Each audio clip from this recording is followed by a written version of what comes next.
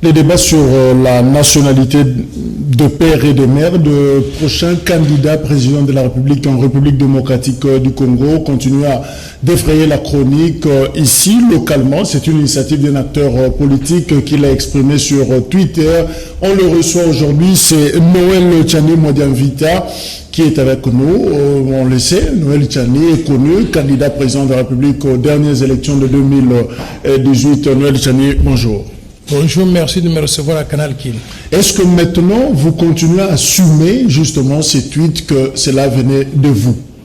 Oui, effectivement, le tweet venait de moi. Et j'envoie des tweets tous les jours. Mais ce tweet-là a eu ce qu'on appelle, ce que Kofi Olomide appelle la force de frappe. Alors, je rappelle, il faudra veiller à verrouiller l'accès à la présidence de la République en réservant cette haute fonction qu'aux Congolaises et Congolaises nés de père et de mère congolais. Effectivement, j'ai fait la proposition que la fonction de président de la République démocratique du Congo soit réservée aux Congolais nés de mère et de père eux-mêmes congolais, exclusivement. La suite logique du verrouillage de l'accès à la présidence de la République exige la même portée de la nationalité au dauphin constitutionnel du président de la République, c'est-à-dire le président du Sénat et par extension celui de l'Assemblée nationale. Cette proposition soulève un débat passionné parmi les Congolais. Beaucoup de compatriotes soutiennent ma proposition, mais comme il faut s'y attendre dans une démocratie, quelques compatriotes s'y opposent en avançant comme argument, d'une part, que la loi proposée serait discriminatoire parce qu'elle écarterait une partie des Congolais et certains candidats présidents potentiels aux élections de 2023. Et d'autre part, on soutient qu'il y a des sujets plus importants sur lesquels on devait s'attarder. Par exemple, la question de la réduction de la pauvreté ou de la misère dans laquelle vit la population congolaise. De prime abord, je renouvelle ma proposition du plan Marshall de Noël Tchani pour la reconstruction et le développement de la RDC comme étant la vision globale de développement pour pacifier tout le pays, lutter contre les antivaleurs, promouvoir la bonne gouvernance, développer le capital humain, promouvoir l'autosuffisance alimentaire, industrialiser et diversifier l'économie nationale, créer des infrastructures de base, promouvoir un système financier moderne, restructurer la Banque centrale en une véritable autorité monétaire, reconfigurer le système financier et doter le pays d'une monnaie nationale crédible en mettant fin à la dollarisation et en utilisant que le franc congolais comme étant la seule monnaie. La finalité du plan Marshall de Noël Tchani pour la reconstruction et le développement de la RDC est de créer des emplois et d'améliorer les standards de vie de la population après qu'on ait développé tout le pays. Ma proposition donc de verrouiller l'accès à la présidence de la RDC, elle est importante. Pourquoi? Parce qu'elle porte sur un aspect crucial de la vie de notre pays, c'est-à-dire l'accession à la plus haute fonction du pays. Ça, ce sont vos raisons. Exact. Cette proposition ne porte pas sur les conditions d'acquisition de la nationalité congolaise ou sur les modifications de ces conditions. Ma proposition ne changerait donc rien à la nationalité de ceux qui sont déjà les Congolais. L'article 10 de la Constitution est clair au sujet de la nationalité congolaise. Cet article stipule ce qui suit. La nationalité congolaise est une et exclusive et ne peut être détenue concurremment avec aucune autre nationalité. La nationalité congolaise est soit d'origine, soit d'acquisition individuelle. Et congolais d'origine, toute personne appartenant aux groupes ethniques dont les personnes et les territoires constituaient ce qui est devenu le Congo, c'est-à-dire la République démocratique du Congo au moment de l'indépendance. Il y a une loi organique qui détermine les conditions de reconnaissance, d'acquisition, de perte ou de recouvrement de la nationalité congolaise. Pour ce qui est de la nationalité congolaise elle-même, je propose que les prochaines révisions de la Constitution permettent aux Congolais ayant acquis des nationalités étrangères de recouvrer la nationalité congolaise d'origine que personne d'entre nous ne doit perdre. On est né congolais, on vit congolais, on mourra congolais et on sera enterré congolais. Sur le territoire national, tout Congolais devra se soumettre aux lois congolaises sans aucune possibilité d'invoquer une quelconque protection ou immunité du fait de la détention d'une nationalité étrangère. Mais au vu de l'histoire récente, il sera prudent d'exclure la double nationalité avec tous les pays voisins de la RDC et surtout ceux qui ont voulu envahir la République démocratique du Congo et qui continuent à nourrir des velléités d'occupation. Ma proposition porte essentiellement sur les conditions d'accès à la fonction de président de la République démocratique du Congo, c'est-à-dire sur les critères qui doivent être remplis pour être candidat au poste de président de la République. Pour le moment, ces critères sont définis par l'article 72 de la Constitution de la RDC qui stipule ce qui suit. Nul ne peut être candidat à l'élection de président de la République s'il ne remplit pas les conditions ci-après. 1. Posséder la nationalité congolaise d'origine. 2. Être âgé de 30 ans au moins. 3. Jouir de la plénitude de ses droits civils et politiques. Et 4. Ne pas se trouver dans un des cas d'exclusion prévus par la loi électorale. Il convient de souligner que ma proposition vient apporter une condition supplémentaire, un critère additionnel, qui est de limiter l'accès à la présidence de la RDC aux Congolais nés de mères et de pères eux-mêmes congolais. Il est important de relever que ce critère additionnel vise à protéger l'intérêt national, la souveraineté nationale, la fonction suprême qui est celle de président de la République démocratique du Congo et à préserver la fierté d'être congolais, d'être dirigé par l'un de nôtres, un Congolais à 100%. Dans beaucoup de cas comme les États-Unis d'Amérique, il y a des dispositions qui protègent l'intérêt national et qui empêchent n'importe qui d'accéder à la magistrature suprême. Par exemple, aux États-Unis d'Amérique, n'importe quel Américain ne peut devenir président de la République. Il faut être né aux États-Unis, sur le sol américain, comme ce fut le cas de Barack Obama ou de Bill Clinton. Par contre, l'ancien secrétaire d'État Henry Kissinger, l'ancienne secrétaire d'État américaine Madeleine Albright ou l'ancien gouverneur de l'État de Californie Arnold Schwarzenegger, tout en étant tous les trois pleinement des Américains, ne pouvaient prétendre à la fonction de président des États-Unis. Pourquoi? Parce qu'ils ne remplissent pas un des critères fondamentaux pour être président des États-Unis d'Amérique, c'est-à-dire d'être né sur le sol américain aux États-Unis d'Amérique. Je tiens à préciser que ma proposition est impersonnelle. Elle ne vise personne. Elle n'est pas discriminatoire. Pourquoi? Parce que dans tous les pays du monde, il y a des critères d'éligibilité. Ces critères sont déterminés et discutés à l'avance, avant les élections, et dès qu'ils sont adoptés par le Parlement, ces critères s'appliquent à tout le monde, sans distinction, sans exception et sans discrimination. C'est ainsi que dans la plupart des pays, il y a par exemple le critère de l'âge. En France, par exemple, pour être candidat au poste de président de la République française, il faut avoir au minimum 18 ans. Par contre, en RDC, on exige du candidat à la présidence de la République d'avoir au moins 30 ans d'âge. Est-ce qu'on peut dire, dans le cas de la RDC, qu'il y a discrimination par rapport aux Congolais qui n'ont pas encore atteint l'âge de 30 ans? La réponse est non. C'est un critère objectif qui a été accepté par tout le monde et qui doit s'appliquer à tout le monde sans exception. Il convient de noter qu'en RDC, les conditions prévues par la Constitution sont complétées par des critères opérationnels prévus par la loi électorale numéro 17/013 du 24 décembre 2017, modifiant et complétant la loi numéro 06/006 du 9 mars 2006 portant organisation des élections présidentielles, législatives, provinciales, urbaines, municipales et locales telles que modifiées à ce jour.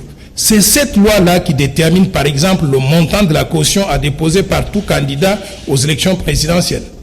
Je voudrais sincèrement inviter tous les compatriotes à participer objectivement à ce débat d'idées, de façon civilisée et patriotique, sans insulter les uns et les autres, pour contribuer à un climat de paix et d'élections apaisées dans notre pays. Si ma proposition est acceptée et adoptée par le Parlement de la RDC, promulguée par le chef de l'État, la RDC ne prendrait plus de risque de donner la magistrature suprême à une personne dont le cœur, le sang, l'allégeance, la loyauté et les liens sont ailleurs à défaut du corps physique qu'on voit ici en République démocratique du Congo. En démocratie, c'est la majorité qui gouverne. Les Congolais nés de mères et de pères congolais étant les plus nombreux en RDC, il est normal et logique qu'ils aient l'exclusivité de la présidence du pays pour des raisons de souveraineté nationale et de fierté nationale. La RDC est la terre de mes propres parents, C'est la terre de mes grands-parents et aussi de mes arrière-grands-parents, du côté de mon père, mais également du côté de ma mère. Je voudrais dire au peuple congolais, si quelqu'un comme moi devenait président de la République, j'aurais 100% de loyauté à l'égard de la RDC. Pourquoi? Parce que c'est là qu'on a enterré mes parents, mes arrière-grands-parents et mes parents. Et c'est là aussi qu'on va m'enterrer un jour. J'invite donc tous les compatriotes à défendre la souveraineté nationale, l'intégrité et la pérennité de notre pays. Je suis Dr Noël Tchani Modjan Vita, président de la Force du Changement. Je vous remercie et je me mets à votre disposition pour toute question éventuelle. Justement, Noël Tchani, on vous a laissé expressement exposer finalement votre pensée pour éviter toute autre interprétation. Alors, finalement, Noël Tchani, je retiens une chose, donc vous pensez, vous confirmez qu'il peut y avoir révision constitutionnelle. On commence par là. Il doit y avoir révision constitutionnelle pour plusieurs raisons. Vous avez vu que différentes parties prenantes font des propositions qui pourraient toucher la Constitution. Notamment, j'ai entendu le président actuel de la CENI, M. Corneille Nangaa, qui a présenté son rapport à l'Assemblée nationale. Et il a dit que pour parfaire notre démocratie, il a fait un certain nombre de recommandations, notamment au niveau de l'élection du président de la République. Il propose qu'on puisse avoir l'élection à 2 tours, pour qu'au premier tour, qu'il y ait des éliminatoires, et au deuxième tour, il y aura peut-être 2 ou 3 candidats sur lesquels on peut tous se concentrer. Ça va nécessiter une modification de la Constitution et de la loi électorale. Vous avez entendu aussi donc la CENI, la CENCO, qui propose donc la feuille de route. On propose des modifications de la CENI, la présidence de la CENI, comment elle doit être composée. On propose des modifications de la loi électorale et aussi de la Constitution. Ce que je suis en train de proposer va toucher et à la Constitution et à la loi électorale. Martin Fayulu a proposé aussi des modifications, des réformes. Donc il faut qu'on rassemble toutes ces réformes, qu'on en fasse la synthèse, qu'on présente à l'Assemblée nationale pour modifier une fois pour toutes et la CENI, et la loi électorale, et la Constitution. Alors, un débat sur la nationalité des pères et des mères, le futur candidat président de la République en RDC. N'est-ce pas un discours finalement rétrograde, séparatiste de la part de Noël Tchani? Vous revenez sur le gouvernement. Les gens qui n'ont pas compris la quintessence de ma proposition sont tentés de conclure de cette façon-là. Mais lorsque les gens réfléchissent, je vous donne un exemple, et il faut que les gens comprennent le risque que notre pays prend. Notre pays, la République démocratique du Congo, a été envahi en 1996 par les armées venues de Rwanda, du Burundi et de l'Ouganda. Et pour combattre ces troupes des envahisseurs, nous avons fait appel en tant que pays aux troupes armées du Zimbabwe, de la Namibie, de l'Angola, de Zambie, d'Afrique du Sud. Et aussi les Nations Unies sont venues pour maintenir la paix et l'ordre sur l'ensemble du territoire national avec les troupes de tous les pays du monde dans le cadre de la MONUSCO et de MONUC. Tous ces soldats venus de l'extérieur ont eu des aventures sur le territoire congolais. Il y en a qui ont violé des femmes congolaises. Il y en a qui ont épousé des femmes congolaises. Le tout a donné naissance à près de 5 millions d'enfants congolais. Ces enfants sont 50% congolais, 50% rwandais, ougandais ou burundais ou ainsi de suite, népalais et consorts. Si nous ne prenons pas des dispositions appropriées, ce pays peut se retrouver avec un président de la République qui serait 50% rwandais, 50% congolais, ou 50% c'est-à-dire le verrouillage, 50% ougandais ou 50% congolais. Maintenant, le risque, c'est quoi? Si nous avons un président de la République qui est 50% rwandais, 50% ougandais, congolais, il ne peut pas être 100% loyal à la RDC. Quand il faut prendre des décisions importantes, je prends un cas extrême que je ne souhaite pas, à supposer par exemple qu'on ait à faire la guerre contre le Rwanda. Vous savez quoi? Un président qui est 50% rwandais, 50% congolais, est-ce qu'il va accepter d'aller bombarder le pays de son père ou bien de sa mère? Il serait partagé, il aurait des loyautés partagées. Nous voulons un chef de l'État qui, quand il va prendre des décisions, il faut prendre ces décisions-là 100% en faveur de la RDC. Mais mesurez-vous les conséquences justement d'une telle loi une fois je mesure les conséquences d'une telle loi. D'abord, la première conséquence, c'est l'absence d'une telle loi. C'est le risque que je viens de dire d'avoir un chef d'État qui serait infiltré au sommet de l'État. Mais la deuxième conséquence aussi de ne pas avoir donc une telle loi, c'est de pouvoir exposer la souveraineté du pays, l'intérêt national et la fierté même d'être congolais au risque d'être dirigé par quelqu'un qui ne serait pas totalement congolais. Mais l'avantage de la loi, ou la conséquence principale de la loi que je propose, c'est qu'on n'aurait pas du tout la possibilité d'avoir un chef d'État qui n'est pas 100% congolais. Donc, il faut que tout le monde comprenne et accepte ces dispositions-là. Les Américains, par exemple, ils ont tenu compte du fait que c'est un pays d'immigrés. Tout le monde est venu de quelque part. Mais ils ont dit, qui est-ce que nous allons considérer comme étant un vrai Américain qui peut accéder jusqu'à la présidence de la République? Ils ont accepté que ce soit un individu qui soit né sur le sol américain.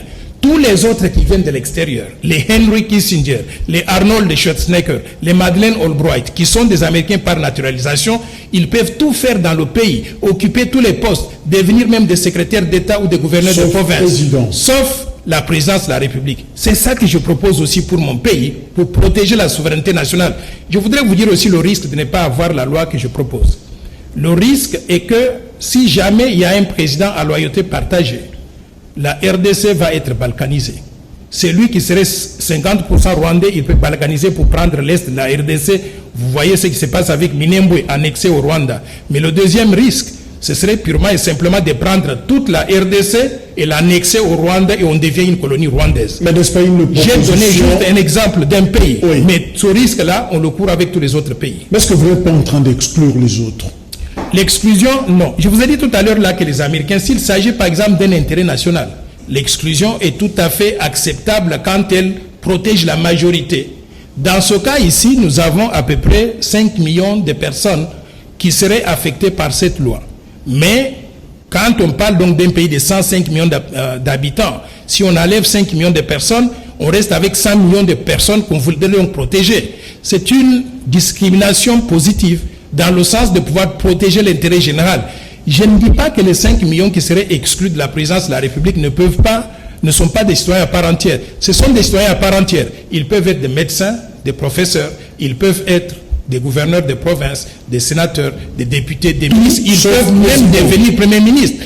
Tout sauf président de la République. Je vous rappelle aussi que sous la Deuxième République, on avait cette loi ici. Sous Maréchal Mobutu, ne pouvait être candidat à la présidence de la République que tous Aïrois nés de père et de mère. C'est ainsi que Léon Kengo Wadondo ne pouvait pas être candidat à la présidence.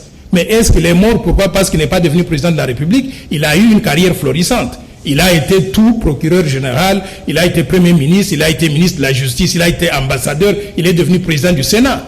Il a été tout et il a pris une retraite dorée. Donc c'est quelqu'un qui a eu une carrière professionnelle full, comme on dit en anglais. Je pense que beaucoup de... en 2006, si je ne me trompe pas, en 2011, Kengo Wadondo était candidat président de la Par erreur, parce que la loi n'avait pas été adoptée. Si elle est adoptée, il ne pourra plus... Noël Tchani vise ses détracteurs, ses adversaires politiques. Je ne pense pas que j'ai des détracteurs ou de concurrents politiques. Vous savez, je suis dans une classe à part. Docteur en sciences économiques, dites-moi parmi ceux que vous considérez détracteurs, qui est docteur en sciences économiques? Donc il n'y en a pas. Une carrière professionnelle internationale, full complète, il n'y a aucun d'entre eux qui a les mêmes atouts que moi. Jamais corrompu, jamais impliqué dans la prédation des ressources naturelles, le détournement des fonds publics. Je ne crois pas qu'il y ait beaucoup de gens parmi eux là qui soient comme moi.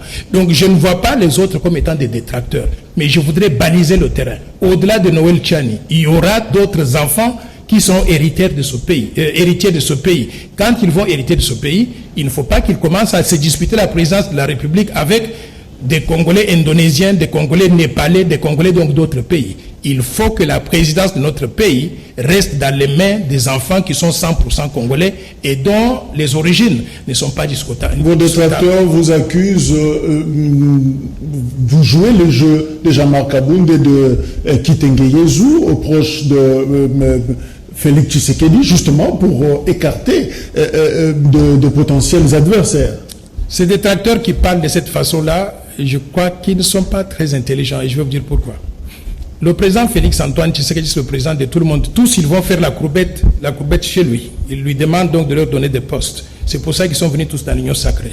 Je ne pense pas que Félix Antoine Tshisekedi, pour leur dire quelque chose, il doit passer par une petite personne comme Noël Tchani, par sa petite bouche. S'il avait à dire quoi que ce soit, il le dirait directement. Vous connaissez Kitenge Yezu et Jean-Marc Kabound. Ce sont des personnalités ce sont des gens qui ont une personnalité très forte. Quand Kitenge Yezu veut dire une idée, veut vendre une idée, il a des tweets bombardiers. Il enverrait un tweet de lui-même qu'il aurait écrit de sa propre main, et la plupart du temps, il y a des vocabulaires. Si vous regardez le vocabulaire dans mes tweets, les tweets de Kitengeyes, c'est très différent. Les miens, vous pouvez les comprendre facilement. Les tweets de Kitengeyes, il faut avoir un dictionnaire. Donc, il ne peut pas passer par une petite personne comme moi pour passer son idée. Les gens qui sont en train donc de dire ça, ils sont simplement perdus devant la force de frappe de cette idée. Pourquoi? Parce qu'ils n'ont rien avancé comme argument. Alors, par conséquent, ils veulent trouver des distractions en disant j'ai fait ça à supposer, même si cela était local. Où est le problème? L'essentiel, c'est que l'idée est sur la table. Maintenant, on doit en débattre, accepter cette loi au niveau de l'Assemblée nationale et la rendre effective. Permettez cette subjectivité. Êtes-vous vous-même congolais? Mais je suis congolais et je voudrais vous dire une chose. Pour ceux qui ne le savent pas, je suis né de père et de mère congolais. Je suis né de... Mes grands-parents sont congolais. Mes arrière-grands-parents sont congolais. Je suis né en Gandanjika, dans le village de Benampiana. Et toute ma lignée du côté paternel se trouve donc dans ce village-là. Si vous y allez aujourd'hui, vous pouvez prendre le DNA au centre de la RDC. Vous pouvez faire l'ADN, vous allez trouver que je vois une idée claire de là où se trouve la tombe de mon père, de ma mère, de mon grand-père, de mon arrière-grand-père qui porte le nom de Tchagnoua Djanvita d'ailleurs. Donc vous pouvez aller jusqu'à 10 lignées dans le passé, vous allez les trouver là-bas à Benampiana. Ça c'est une. Maintenant du côté de ma mère, c'est le village voisin, Benekaseki. Vous avez connu peut-être Monseigneur Étienne Tchishimbi, c'était mon oncle maternel, le frère de ma mère. Vous allez à Benekaseki et vous allez trouver la tombe de mon grand-père maternel, de ma grand-mère, arrière-grand-père, arrière-grand-mère, arrière-arrière-grand-père, arrière-grand-mère. Donc tout le monde est là-bas. Je suis 100% congolais et c'est pour ça que je sens très fort que ce sol-là, où mes parents, mes arrière-grands-parents sont nés et ils sont morts, ils sont enterrés, où je serai enterré moi probablement, et certainement d'ailleurs, je voudrais défendre cette terre, sans condition. Donc ceux qui racontent des histoires, ils perdent leur temps. Et quelqu'un a confirmé sur ce plateau que Noël Tiani détiendrait un passeport américain. Ce sont des rigolos. Je ne voudrais pas... Vous savez quoi? Ils avaient déjà avancé cette foutaise-là pendant la campagne électorale pour dérailler ma candidature. Et cela a été vérifié par la DGM et par toutes les autorités compétentes. Les conclusions qu'on avait trouvées, on m'avait interdit de pouvoir en parler à la télévision parce qu'on avait décelé exactement les fautes qu'il y avait sur ce fameux passeport. Mais pour vous donner une idée, les passeports américains, les gens ne portent pas de lunettes. Ce passeport-là, ils ont pris une photo de moi où je portais des lunettes, ils ont claqué dessus. Bingo, c'est un faux passeport. Donc vous êtes congolais? Je suis congolais de père, de mère, d'arrière-grand-père, d'arrière-grand-mère. Toute ma lignée, elle est congolaise. J'ai rempli la condition, si cette loi est adoptée, d'être président de la République démocratique du Congo. Alors, soyons clairs, pourquoi le proche de Moïse Katumbi réagit brutalement contre vous? C'est quoi le problème finalement? Vous savez, lorsqu'on avance une idée comme ça qui touche 105 millions d'habitants et que 100 millions d'habitants commencent à applaudir, ils disent allez à la ville, là, cette loi-là, elle est très populaire. Tout le monde dit bingo, ça c'est très bien, c'est ça qui nous manquait. Et soudainement, il y a un petit groupe de personnes qui commencent à pleurnicher. Ils ont quelque chose à se reprocher. Si ce sont les proches de M. Moïse Katumbi qui disent ça, je me demande d'abord qui est candidat à la présidence dans leur groupe. Si c'est lui le candidat à la présidence, il n'a qu'à justifier comme moi qui est son père, qui est sa mère, son grand-père, sa grand-mère, son arrière-grand-père, son arrière-grand-mère, montrer les tombes comme moi je le dis là pour montrer qu'il a une connexion au sol, et s'il arrive à établir donc cette relation-là, il n'y aurait pas de problème. Moi personnellement je ne le connais pas, je ne connais pas ses parents, je ne peux pas attester d'où ils viennent. Donc je ne peux pas faire une loi qui vise un individu que je ne connais pas. Je propose donc un projet de loi qui affecterait tous les Congolais sans exception, sans discrimination. Alors, Moïse Katumbi, 56 ans, il est homme d'affaires de l'ethnie Bemba, lui-même répond justement à cette problématique. Quand Hitler s'attaquait à la communauté juive, donc c'est à ce moment-là que mon père a dit fuir. Il a fui donc de Rhodes là où il était. Il s'est retrouvé au Congo, il est passé par le Maroc, tout ça. Et donc c'est quelqu'un qui a perdu ses parents très jeunes, à l'âge de 19 ans dans le camp de concentration. Mon père, quand il est arrivé, il a commencé dans ses affaires propres, donc dans la pêche, il faisait la pêche. Ma mère a rencontré aussi mon père dans ces villages, et voilà. À l'époque, c'est pour vous dire que mon père n'était pas raciste, parce que pour avoir une femme noire, c'était très difficile pour un blanc d'avoir une femme noire. Il fallait compter vers les années 42, 43, avoir une femme noire. Mais mon père a eu ce courage-là et il était en même temps juif. Pour avoir une femme noire, c'était très difficile. Ils se sont rencontrés ici.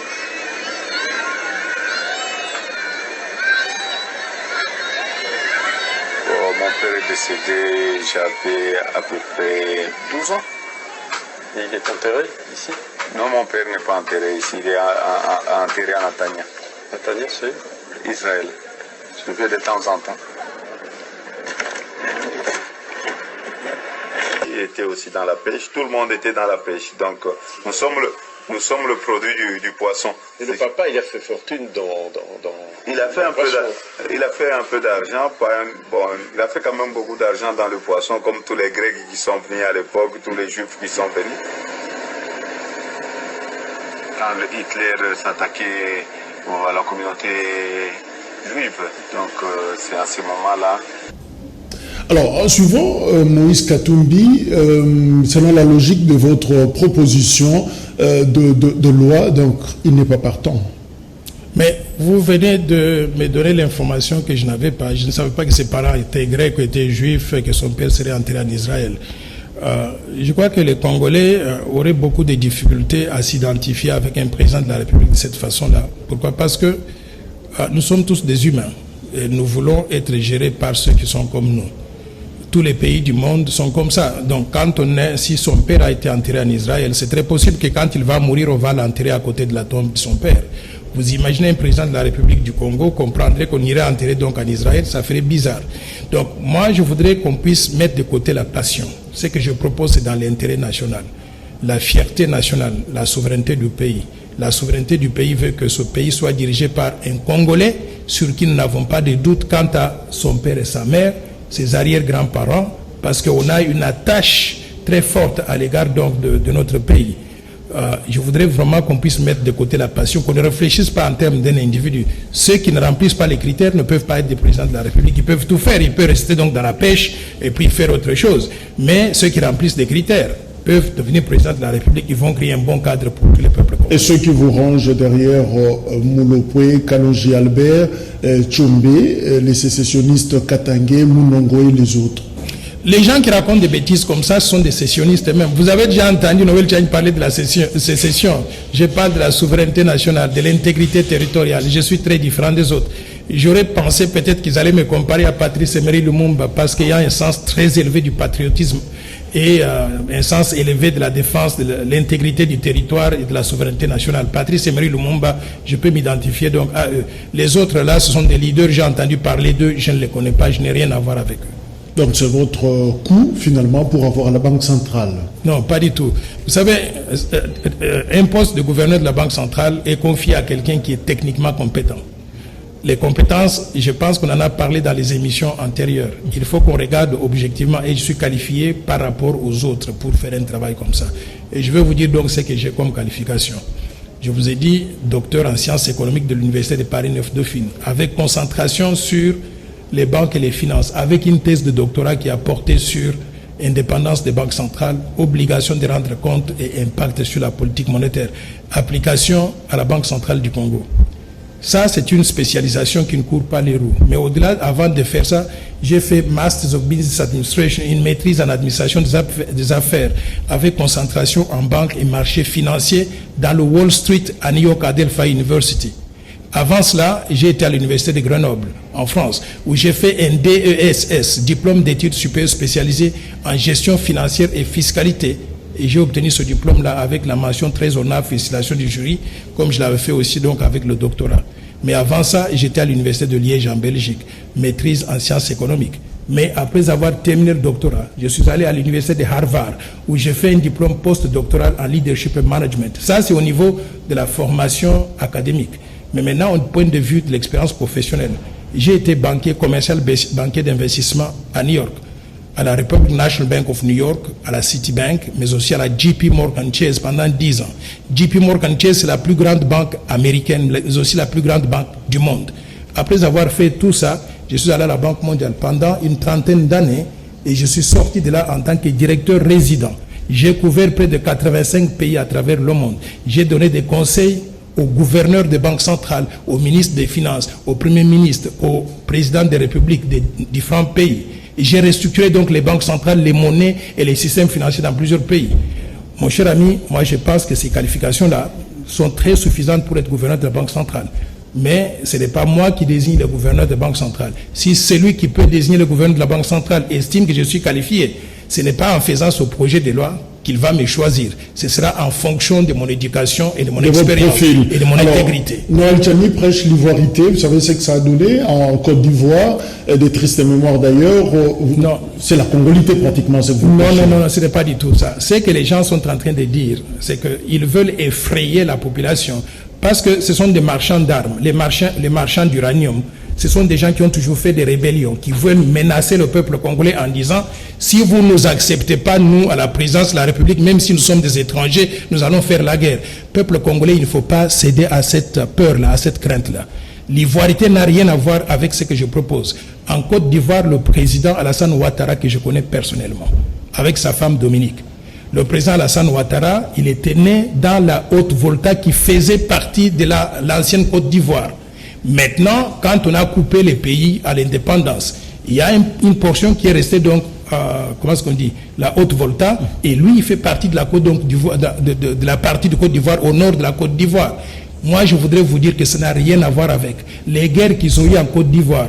C'était des guerres d'exclusion basées sur des notions qui n'avaient rien à voir avec l'identité nationale. Ce que je propose ici, je veux que tous les Congolais regardent dans la même direction. Nous sommes tous les Congolais, on n'exclut aucun Congolais. On veut que tous les Congolais aient un mot à dire dans le fonctionnement de notre pays. Ils peuvent occuper tous les postes, des médecins, des professeurs, des enseignants, ils peuvent devenir des gouverneurs de province, des ministres, des premiers ministres. J'ai dit simplement que pour des raisons de souveraineté, le seul poste de président de la République soit réservé à l'un d'entre nous sur qui nous n'avons aucun soupçon d'allégeance ou de loyauté à l'égard de notre pays. C'est tout ce que je demande. Merci d'avoir explicité cette pensée. Changeons de registre. Quelle lecture faites-vous de ce qui arrive à la Mouka aujourd'hui, la plateforme politique avec les 4 leaders Bemba, Katumbi, Fayoulou et Muzito? Finalement, aujourd'hui, il y a un sérieux problème. Qui est coordonnateur du présidium de la Mouka? Est-ce Moïse Katumbi ou Adolphe Muzito? Comment est-ce que vous répondez à cette crise? Ça c'est une question à $1 million. Donc quand je réponds à cette question, vous allez me donner $1 million, je pense.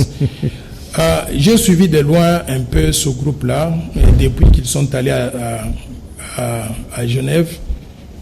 Je pense que quand on crée une association ou bien un regroupement politique, pas en se basant sur les valeurs, mais sur les intérêts personnels, on finit à une situation comme celle-là. Si les gens étaient comme dans la force du changement que je préside, s'ils voulaient promouvoir le développement du pays, la bonne gouvernance, la lutte contre les antivaleurs, la gestion des pays au profit de tous, on peut sacrifier les ambitions personnelles et voir l'intérêt commun. Mais dans ce cas ici, j'ai peur qu'on a des individualistes, chacun pour soi et rien pour tout le monde. Il y a des statuts de la Mouka que moi je n'ai pas lu et je n'ai pas envie de les lire. Mais rien qu'entendre ce qui se passe, il y a eu une entente entre eux d'alterner au sommet donc de la coordination de ce regroupement-là. Mais vous ne pouvez alterner que si vous restez membre effectif. Si aux réunions antérieures, Martin Fayoulou a convoqué des réunions et les gens de Katumbi et les gens de Jean-Pierre Bemba ne sont pas venus, et que Martin Fayoulou, moi j'ai lu ces communiqués-là dans la presse, il a pris des décisions pour dire vous êtes dans l'union sacrée, c'est contraire au règlement d'ordre intérieur, vous n'êtes plus membre donc de la Mouka. Je ne vois pas pourquoi aujourd'hui ils doivent venir commencer à dire que nous prenons la présidence donc de la Mouka. Donc j'ai peur que dans ce conflit-là, mon ami Martin Fayoulou ait raison et que les autres aient tort. Mais cela montre aussi que s'ils arrivaient à prendre la présidence de la République démocratique du Congo, ce serait dommage pour le peuple congolais. Vous savez pourquoi? Ils vont prendre la présidence, ils ne voudront plus céder. Ils vont commencer à dire nous allons rester et ils vont trouver des subterfuges, c'est ça qu'on dit?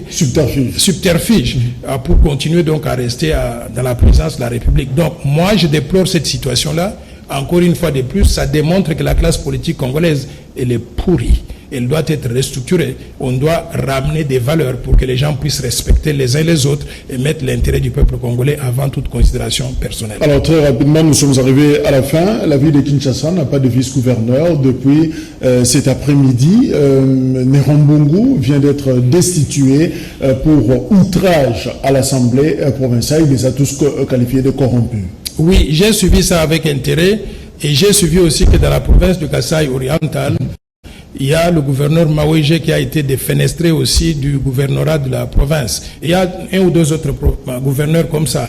C'est pour ça que je dis que notre système politique, il est pourri, il a besoin d'être restructuré. Si nous avons des assemblées provinciales simplement pour pouvoir défenestrer soit les gouverneurs ou les vice-gouverneurs, et je n'entends aucune loi qui sort de ces assemblées provinciales qui puisse profiter au peuple. Donc leur travail, c'est de défenestrer donc ceux qui sont en poste. Je pense que c'est déplorable. Ça déstabilise les institutions et ça ne nous permet pas de continuer à fonctionner normalement. D'où j'appelle aux réformes institutionnelles. Par exemple, le mode de désignation des gouverneurs, des vice-gouverneurs, le mode même, l'existence même des assemblées provinciales. Est-ce que ça fait du sens? Est-ce qu'on a besoin des assemblées provinciales? Si leur rôle, leur mandat semble être simplement de défenestrer les gouverneurs ou les vice-gouverneurs. Moi, je pense qu'on peut supprimer les assemblées provinciales, on peut supprimer le Sénat, réduire la taille du gouvernement pour pouvoir faire des économies et utiliser cet argent-là pour faire autre chose.